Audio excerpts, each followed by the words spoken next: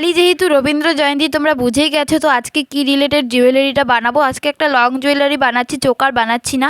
তো লং জুয়েলারিটা বানানোর জন্য সবার প্রথমে একটা হলো কার্ডবোর্ড নিয়ে নিয়েছি, পাতলা কার্ডবোর্ডগুলো। তারপরে এখানে একটা হলো ফেব্রিক নিয়ে সুন্দর করে মুড়ে নিলাম হলো নীল কালারে। অন্য কালারে নিতে চেয়েছিলাম কিন্তু আমার কাছে ছিল না, তাই জন্য এটাই নিলাম। তারপরে এখানে যেটা যেটা লিখবো আর কি, সেটা পেন্সিল দিয়ে লিখতে গিয়েছিলাম কিন্তু ভালো মতো বোঝা যাচ্ছিলো না বলে প্রথমে একেবারে আর কি রং দিয়ে লিখছি। কিন্তু আমার বলেছিলাম ব্রাশটা কেন জানি না ভুলেই যাচ্ছি আনতে, আজকে আনতেই হবে। ব্রাশটার জন্য লেখাগুলো বেশি বড় বড় হয়ে গেছে, পরে আমারই খুব খারাপ টাইপের মানে কেমন একটা জিনিস লাগছিলো বেশি বড় বড় লেখাগুলো। তো দেখো কীরকম লাগে লাস্টে তোমাদের লেখাগুলোর জন্য, তো অবশ্যই জানিও। তারপরে সাইডে আমি হলো হোয়াইট কালারের পম লেসগুলো লাগিয়ে নিলাম।